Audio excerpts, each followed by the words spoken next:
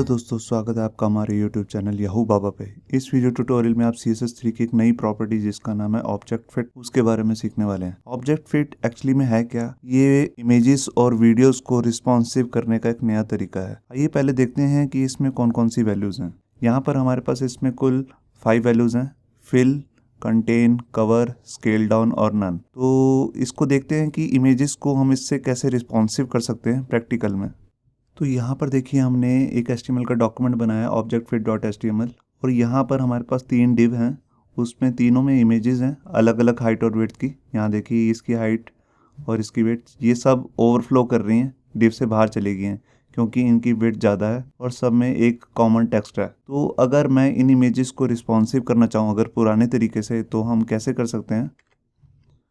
यहाँ पर देखिए, जो तीनों डिव हैं उस पर बॉक्स क्लास लगी हुई है। उसमें विड्थ दे रखी है हमने 32%, बॉर्डर दे रखा है, तीनों को फ्लोट कर रखा है, बॉक्स साइजिंग लगा रखी है बॉर्डर बॉक्स, ताकि पैडिंग लगाने से उसकी विड्थ ना बढ़े। अगर आपको ये नहीं पता तो आप हमारी पुरानी वीडियो देख सकते हैं बॉक्स साइजिंग से रिलेटेड। और मार्जिन दे रखा है राइट से और मार्जिन बॉटम से। अब हम जो इसके अंदर इमेजेस आ रही हैं उसको पुराने तरीके से, जो अब तक हम करते आते थे रिस्पॉन्सिव करने के लिए, वैसे करते हैं।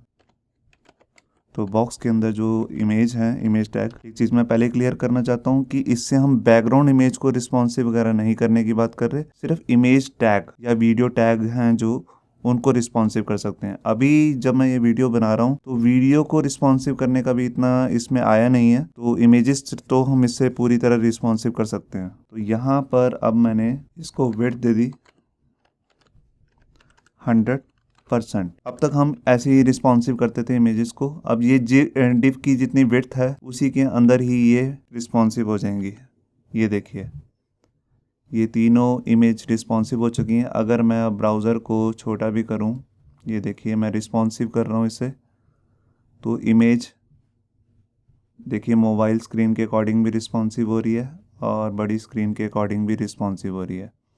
अब यहाँ पे एक चक्कर देखिए, यहाँ पे हाइट कम है, यहाँ हाइट ज़्यादा है, और हमारे को डिज़ाइन की कुछ ऐसी रिक्वायरमेंट है कि तीनों जो डिव हैं उनकी इमेज बराबर होनी चाहिए। अब यहाँ तो रिस्पॉन्सिव में हो तो गई, ये एक इशू है, इमेज तो रिस्पॉन्सिव हो रही है, मगर चक्कर क्या है यहाँ पर कि किसी की हाइट ज़्यादा है, किसी की कम है। अगर मैं इसको यहाँ पर हाइट एक फिक्स भी दे दूँ, जैसे मैंने इसको एक हाइट फिक्स दे दी 300 पिक्सल, तो अब क्या होगा, इमेज जो छोटी थी वो स्ट्रेच होगी। ये देखिए, जो यहाँ ईगल दिख रही थी, ये चील जो है, ये स्ट्रेच हो चुकी है हाइट वाइज, और जो बड़ी थी उसमें तो कोई ख़ास फ़र्क नहीं पड़ा। तो यहाँ देख रहे हैं आप, जिसकी हाइट कम थी उसकी हाइट स्ट्रेच हो रही है और जो बड़ी थी वो यहाँ पर स्क्यू हो रही है। तो ये एक प्रॉपर तरीका नहीं है। ये देखिए, मैं रिस्पॉन्सिव भी करूँगा तो इमेज ये देखिए कैसे अजीब सी लग रही है। ये देखिए, अब यहाँ देखिए, ये इमेज स्क्यू हो रही है। ये देखिए, जैसे किसी ने दबा दिया हो लेफ़्ट और राइट से। तो ये इशू है जो अब तक हम करते आ रहे थे रिस्पॉन्सिव करने के लिए, विड्थ 100%, हाइट वगैरह जो भी आप देते थे। तो अब हमें हाइट तो इतनी ही रखनी है और विड्थ भी इतनी ही रखनी है, मगर अब इसको ट्रूली रिस्पॉन्सिव कैसे कर सकते हैं, तो उसके लिए हमारे पास ये नई प्रॉपर्टी आई है ऑब्जेक्ट फिट। इसको हम यूज़ करके कर सकते हैं। आइए देखते हैं यहाँ पर कैसे। तो मैं यहीं पर प्रॉपर्टी लूँगा ऑब्जेक्ट फिट, और इसके अंदर वैल्यू लूँगा कवर। कवर करने से क्या होगा, ये देखिए, जो इमेज बड़ी थी, जैसे इसकी हाइट विड्थ बहुत बड़ी थी, 900 पिक्सल के करीब थी सीगल की विड्थ, इसमें मतलब कि कवर क्या करना है, उसने हाइट और विड्थ को कवर करना है। हमने विड्थ इसको दे रखी है 100 पिक्सल, मतलब कि यहाँ से यहाँ तक, और हाइट है 300 पिक्सल फिक्स। अब मैं जिसमें भी देखूँगा, ये देखिए यहाँ पर रिस्पॉन्सिव में लेफ़्ट और राइट से जो इमेज है, लेफ़्ट से और राइट से दोनों तीनों इमेजेस क्रॉप हो रही हैं। क्रॉप मतलब कट रही हैं, ठीक है, मगर ना वो स्ट्रेच हो रही हैं ना वो स्क्यू हो रही हैं। ये देखिए, वो उस एरिया को कवर कर लिया उसने, और यहाँ पर भी देखिए कोई दिक्कत नहीं है। जब मैं इसे छोटा करता हूँ तो हाइट और विड्थ से, तो हाइट लेफ़्ट और राइट से इमेज क्रॉप हो जाती है। यहाँ देखिए आप ध्यान से, यहाँ देखिए, ये जो इसके लेफ़्ट और राइट वाले जो पर हैं, फेदर हैं जो इसके, वो क्रॉप हो रहे हैं। तो आपको क्लियर हो गया होगा, ये है कवर का काम। अब हम जो इसकी दूसरी वैल्यू है उसका नाम है कंटेन, उसको देखते हैं।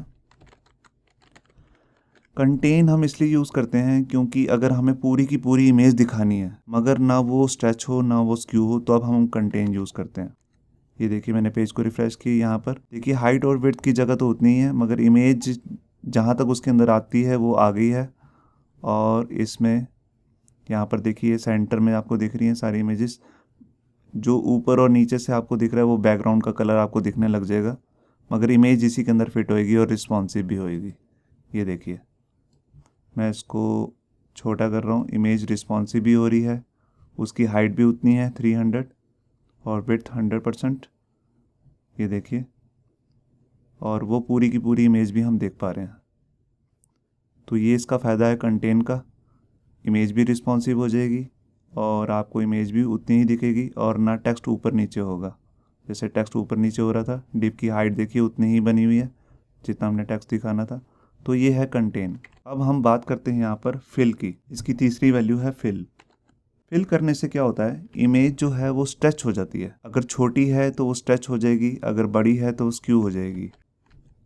ये देखिए, क्योंकि उसने उतने एरिया को कवर करना ही है और उसके अंदर ही रहना है, उसकी हाइट और विड्थ बाहर नहीं जाएगी। जितनी उसकी देखिए विड्थ थी वो भी उसके अंदर ही है और हाइट भी उसके अंदर ही आई है, इसलिए वो इमेज जो है स्क्यू हो गई है थोड़ी। और यहाँ देखिए वो थोड़ी स्ट्रेच हो रही है, ये देखिए। तो ये है फिल। फिल में इमेज स्ट्रेच और स्क्यू रहती ही रहती है, ये आपको बात याद रखनी है। ये तो एक तरीके की वही वैल्यू होगी जो हम पहले देख रहे थे विदाउट ऑब्जेक्ट फिट के। अब यहाँ पे बात करते हैं हम अपनी स्केल डाउन। स्केल डाउन का क्या मतलब है, एक्चुअल में ये आपका कंटेन की तरह ही काम करेगी और छोटी से छोटी जितनी हाइट और विड्थ हो सकती है उतनी ही लेती है। ये basically same to same contain की तरह ही लगती है देखने में, कोई ख़ास फ़र्क नहीं है कंटेन से। आप देखिए कंटेन में भी ऐसे ही होता था और यहाँ पर इसमें स्केल डाउन में भी बिल्कुल ऐसे ही वर्क कर रही है। अगर देखिए मैं यहाँ पर जाऊँ और इसको अगर कंटेन दे दूँ तो आपको कोई डिफरेंस नहीं नज़र आएगा।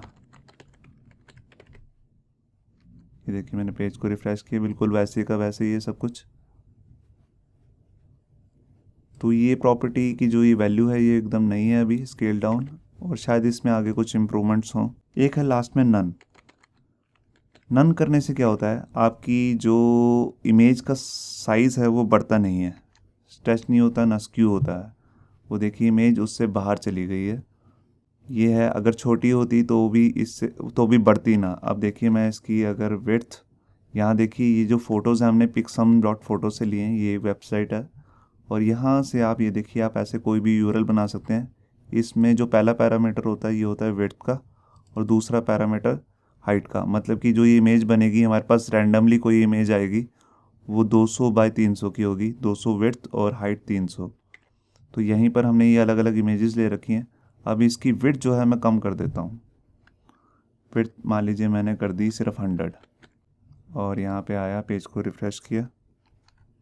ये देखिए मैंने आपको बताया कि नन में रिसाइज नहीं होती है इमेज, तो ये ही इसका बेनिफिट है। इमेज की हाइट उतनी रहेगी, ना वो स्ट्रेच होएगी ना कुछ होगा, कुछ भी रिसाइज नहीं होगा, ना स्क्यू होएगी, बस उसकी भी जितनी विड्थ थी वो सेंटर में आ गई। अब ऑब्जेक्ट फिट के साथ हम एक और CSS की प्रॉपर्टी यूज़ करते हैं जिसका नाम है ऑब्जेक्ट पोजीशन। ऑब्जेक्ट पोजीशन मतलब कैसे, जैसे आप देख रहे हैं बाय डिफ़ॉल्ट ये सेंटर में है ये, मगर अगर हम इसे लेफ़्ट से दिखाना चाहें या राइट से दिखाना चाहें, या इमेज जो ये क्रॉप हो रही है लेफ़्ट राइट ऊपर से या नीचे से दोनों साइड से हो रही है, मैं सिर्फ ऊपर ऊपर से क्रॉप करना चाहता हूँ, बॉटम से करना ही नहीं चाहता, तो उन सब के लिए यूज़ होती है। तो यहाँ पर अभी मैं कवर ले लेता हूँ पहले। ये देखिए कवर हो गया और यहाँ पर अभी विड्थ तो मैं थोड़ी बढ़ाई देता हूँ, इससे मैंने 300 ले ली।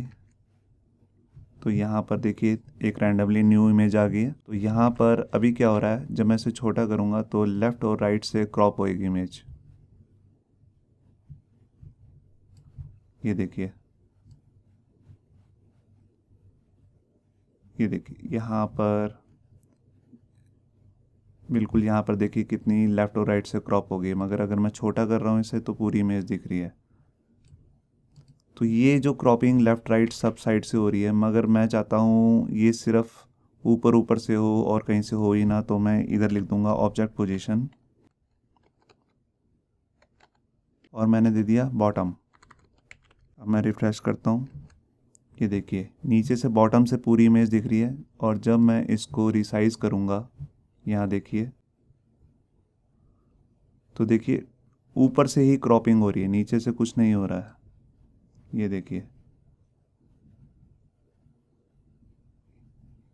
ऊपर से ही क्रॉपिंग हो रही है जब मैं इसे बड़ा कर रहा हूँ इमेज को, तो जब मैं छोटा कर रहा हूँ तभी ऊपर से, क्योंकि मैंने इसमें ऑब्जेक्ट पोजीशन बॉटम दे दी है। यही अगर मैं टॉप से दे दूँ,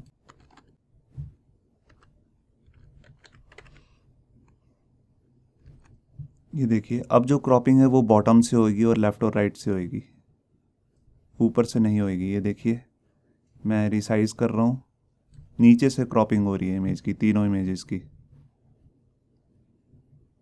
ये देखिए, ठीक है। इसी तरह अगर मैं यहाँ पर दे दूँ, बाय डिफ़ॉल्ट जो ऑब्जेक्ट पोजीशन होती है वो होती है सेंटर, मतलब कि क्रॉपिंग जो है टॉप बॉटम लेफ़्ट और राइट से चलती रहती है। अगर आप एक साइड से दे देंगे तो वहाँ से क्रॉप नहीं करेगा ये। अब मैंने जैसे यहाँ दे दिया लेफ़्ट, तो अब जो क्रॉपिंग है वो राइट साइड से या टॉप और बॉटम से ही होएगी, लेफ़्ट से बिल्कुल नहीं होएगी। ये देखिए लेफ़्ट से कुछ नहीं हो रहा है, जो क्रॉपिंग जो भी हो रही है वो राइट साइड से हो रही है सभी की। यहाँ से देखिए ईगल बिल्कुल हट चुकी है। अब मैं बड़ी कर रहा हूँ तो देखिए सिर्फ लेफ़्ट साइड से कुछ नहीं हो रहा है। ये देखिए यहाँ देखिए क्रॉपिंग जो है सिर्फ राइट साइड से चल रही है, टॉप और बॉटम से चल रही है, लेफ़्ट से कुछ नहीं हो रहा है। इसी तरह हमारा राइट भी वर्क कर सकता है। तो आपको होप सो जो ये ऑब्जेक्ट पोजीशन है और ऑब्जेक्ट फिट है समझ में आ गया होगा। और एक ऑब्जेक्ट पोजीशन में मैं आपको एक चीज़ बताना चाहता हूँ, आप इसमें यही वैल्यूज़ ही नहीं, आप ऊपर नीचे से पिक्सल या परसेंटेज में भी वैल्यू दे सकते हैं। जैसे मैंने दे दिया लेफ़्ट से 30 पिक्सल और टॉप से दे दिया 50 पिक्सल। अब यहाँ से क्रॉपिंग नहीं होएगी। ये देखिए, ये देखिए ये इसकी पोजीशन है, ऑब्जेक्ट पोजीशन। अब ये जो पूरी इमेज तो वैसे यहीं से ही है जो आप देख रहे हैं, मगर जो इसके अंदर इमेज दिखनी शुरू होएगी वो यहाँ से होएगी, क्योंकि हमने इसकी यहाँ से पोजीशन सेट की है। तो ये भी इसका एक यूज़ है।